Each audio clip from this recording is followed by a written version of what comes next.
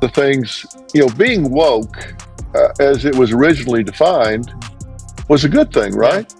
Because being woke described having sensitivity to those that had greater challenges in their life, whether it was physical disabilities or facing social challenges or whatever, and being sensitive to that was a good thing. But I think it has been weaponized. I think it has been turned on its head, and people are now pursuing narratives that are trying to hijack core values. Dr. Phil is reportedly feeling frustrated with Oprah Winfrey's recent focus on what he views as a woke agenda. This shift in focus has led to tension between the two, despite Oprah's major role in helping launch Dr. Phil's career.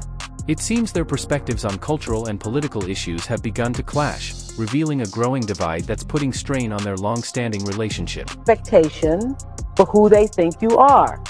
When you start to exceed that expectation, they start to go into who does she think she is, or who does she think he is. Dr. Phil and Oprah's close relationship began in the late 1990s. It started in 1996 when Oprah hired Dr. Phil's legal consulting firm, Courtroom Sciences Incorporated, to help with a lawsuit. She was impressed by his expertise, and soon after, she invited him to appear regularly on her show as a psychology and relationship expert. This exposure helped him become a familiar face to millions. Never said before is he knew he was dying. His heart was failing, it was not repairable. And he had gone to the doctor for a follow-up visit. He came home and I went by and I said, "So what'd they tell you?" And he said, "Well, let's put it this way, don't buy me any green bananas." And that was his way of saying, "You're not gonna be around long. Don't have much to go." Yeah. And I remember that day he told me, and this was before I knew you. It was before I'd been on the show. It was before I'd done anything of that nature. He said, "I don't know." Dr. Phil's popularity on the Oprah Winfrey Show inspired Oprah to support him in launching his own talk show, Dr. Phil, in 2002 through her company, Harpo Productions. The show quickly became a success, cementing Dr. Phil as a prominent television personality. Elect the people that shut the schools down, or were they appointed? Yes, of course we did. No, we didn't. Well, we didn't elect Trump and Biden? We didn't elect the people that made the decision to shut down the schools. Well, they could have been overruled by Trump and Biden. But they weren't. Okay, but that's still politics. Well, if your aunt had nuts, she'd be your uncle. That's a big if. That doesn't fit. I mean, that's a real big if. These people made the decision to shut the schools down without any plan for opening them back up. These are bureaucrats, not politicians. Okay, well, bureaucrats are politicians. You got me there. Okay. But the other thing we don't... Dr. Phil has always expressed deep gratitude to Oprah Winfrey for the major role she played in his life and career. He credits her with changing his life by helping him launch Dr. Phil, which became a huge success. Reflecting on their bond, Dr. Phil reveals that he still writes Oprah a personal thank you letter every year, a tradition he's kept for over 25 years. He believes in honoring those who've helped you along the way, often saying it's important to remember who brought you to the dance. Working with Oprah back in the day. Oprah's great. I mean, she's really great. We've been friends for 35 years now, I guess. And people ask me sometimes, is she as nice as she seems? And I always say, no, she's nicer. Television's not big enough to capture her. She's really the real deal. Though Dr. Phil has maintained a close relationship with Oprah Winfrey, he has openly shared different views on social issues, especially regarding woke culture. He has voiced concerns about what he sees as the overreach of cancel culture and has questioned the potential drawbacks of prioritizing inclusivity and diversity over merit and personal responsibility. Anywhere from 15 to 30% of students think it's okay to shout down somebody you disagree with, to protest and run them off campus. You don't listen to them, you get rid of them. You don't want to hear it. You don't want to see it. You don't want to have anything to do with it. They protest and yell them down. What's that about? They don't want to hear it. And I think that we're coddling this whole generation. And when they get out of school and get into the world where That's not going to happen. They're going to be competitive. We're going to have a real problem. I'm a mathematician and a physicist. You cannot tell me. So I have a question. And also, you're not a biologist. So I have a question. I'm 20. As a mathematician and a physicist, what in the hell do you know about human biology? And you got your law degree from Harvard. What do you know about biology? You got your law degree from Harvard. And frankly, what do you know about biology? And frankly, I would ask another question. If your logic is so flawed as a mathematician and a physicist, I would suggest that whichever institution gave you an award, revoke it. Dr. Phil has been vocal in his critiques of this cultural shift, both in interviews and on his own platform. He emphasizes the importance of facts, open dialogue, and keeping a strong focus on personal responsibility. And strong for America's soul and sanity. People talk about artificial intelligence, so we can come to that. They talk about climate change. They talk about these things which could be an existential threat to the world. How big a threat do you think to people's well-being, particularly young people, is the cell phone? I think it's probably the biggest change we've faced since the Industrial Revolution. The biggest change, and I know the Industrial Revolution can be divided up in maybe 3 or 4 industrial. Oprah Winfrey has been a prominent advocate for social justice, using her platform to highlight issues like systemic discrimination and inequality. After events such as the police killing of George Floyd, she hosted special programs featuring influential voices like Ava DuVernay and Stacey Abrams to discuss these critical topics. Oprah has also spoken about her own experiences with racial profiling and its impact on her and her loved ones. In college, and the commencement speaker is likely to spew out woke rhetoric. Encourage them to stand up and walk the hell out.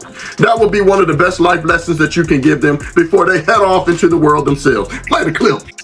You are the generation that is forced to depend on body cams to obtain justice. And even then, accountability, as we've seen again and again, can be so hard to come by. Where's the accountability? You witnessed the storming of the Capitol and the death of civility. You are acutely aware that voting rights are being gutted, women's rights are being dismantled, books are being banned, history is being rewritten. It is funny to me that a lot of these people pushing these agendas are already filthy rich and largely unaffected by what they want the rest of us to comply with through either being forced to change or agree with. And it is so weird that the Dems seem to never be concerned about the real issues like inflation, high gas, foreign threats, and the crime. Be sure to subscribe. Why do you think we're in a happiness slump in America? Ooh, I will tell you, one of the most profound reasons, I think, is because everybody is looking at other people's social media, what they believe to be other people's lives, which is only snapshot of other people's lives, and feeling envy about that. And one of the things that Arthur and I talk about in this book is that envy is the great destroyer. The happiness killer. It is the happiness killer. And so anytime you're looking at anything else with envy, you have already killed your own happiness or your ability. Oprah has openly supported gender fluidity and encourages people to embrace their true selves, aiming to promote acceptance and understanding through her platform. This aligns with her ongoing commitment to fostering a positive and compassionate public image. Surround yourself with people who are going to stimulate, inspire, and lift you up, who are going to give you energy and not take energy away from you. And if you're around people who are taking energy away from you, that's an energy drain. And that is the sign from your instinct, your inner voice, your intuition to say, let them go. While Oprah Winfrey is celebrated as an advocate for social justice and equality, she has faced criticism regarding the treatment and compensation of some Black artists involved in her projects. This scrutiny has sparked important conversations about equity and representation within her work and the entertainment industry as a whole. And roles for a group of Black women. Yes, and I would just like to say about this whole Taraji, I heard I was trending yesterday because people are saying that I was not supporting Taraji. Taraji will tell you herself that I've been the greatest champion of this film, championing not only the behind-the-scenes production, but but also everything that everybody needed. So whenever I heard that there was something that people needed, I'm not in charge of the budget because that's Warner Brothers. You know, that's the way the studio system works. And we as producers, everybody gets their salary. That's negotiated by your team. And so whenever I heard there was an issue or there was a problem with the cars or there was a problem with the food, I would step in. Critics, including notable figures like rapper 50 Cent, have accused Oprah of unfairly targeting black men in her support of the #MeToo movement. For example, 50 Cent pointed out that she has focused on allegations against black figures like Michael Jackson and Russell Simmons, while seemingly overlooking similar accusations involving white men in Hollywood. This has led some members of the black community to argue that Oprah has not consistently supported black artists, drawing significant criticism. Is hitting back at claims that she created a negative experience for the cast during the filming of The Colour Purple. Now, speculations started when one of the film's stars spoke out about being paid inadequately in Hollywood, as well as criticising production for making cast members drive themselves to set in rental cars. The media mogul has shut all of those rumours down, saying there's no bad blood. One of the most serious allegations against Oprah Winfrey involves claims that she was involved in preparing children for Diddy's infamous parties. Additionally, her Leadership Academy for Girls in South Africa has been surrounded by controversy, further complicating her public image. How are y'all getting along, and have y'all spoke after this? I'm gonna be honest with you. I didn't have anything against Oprah. You just called her a bitch. I'm gonna tell you why. You named your dog Oprah, didn't you? Yeah, I did. Dad? Look. I remember that. No, look, every time she made a mention to hip-hop culture, it was something that was wrong with it. And it was something that was on my CD that was the largest debut in hip-hop album. You're looking at it and you're saying that everything that's wrong with our culture is why I'm a success. Wow. So when I actually got a chance to talk to her, she was like, I never thought about it like that. The Leadership Academy for Girls, originally founded with the noble goal of empowering underprivileged girls, has faced allegations of misconduct in the past, raising significant concerns about the school's operations and oversight. In class and nobody is talking about it? I tell you why. Because you guys are protected and I don't appreciate it. I want you guys tap in, tune in, comment. If you guys know about it, talk about it, spread the word, share this. Those girls in Africa went missing. That was at Oprah's school. Oprah Winfrey. Where were these girls at? Has anybody found them? Why is there not enough coverage on this? But those 5 guys that went missing, RIP, definitely feel bad for them. That's a lot of coverage, of course. Oprah is known to have close ties with controversial figures like Diddy.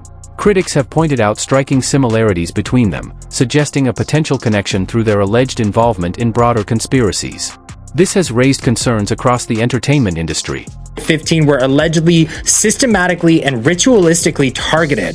Oprah went on record saying she was going to look at the situation, but after her investigation, the employee was cleared of any wrongdoing, and some allege Oprah had a hand in trying to cover it up. But these incidents continue to rock the school, including a newborn baby being found unalived at the school, which some say was for trafficking. This connection has sparked intense debate among fans and industry insiders, as they consider the potential implications of these associations and what they could mean for both Oprah and Diddy moving forward. Who is probably going to be somebody you know. Right. In order for it to work, it has to be somebody you know, somebody you admire, somebody you respect, or maybe even love. And it feels good. I mean, if you're 7 years old and somebody, which I was trying to say this to my friends who had children, you're 7 years old and someone is stroking your penis, it feels good. Right. Even though you don't have a name for what that is, Numerous claims and rumors have surfaced about Oprah Winfrey, particularly regarding her alleged support for controversial figures. This has raised eyebrows and sparked heated debates among both fans and critics. Some believe she has maintained connections with individuals whose actions and beliefs have generated significant controversy, leading many to question her judgment and motivations. Let's dive deeper into this topic and explore the different perspectives surrounding these issues.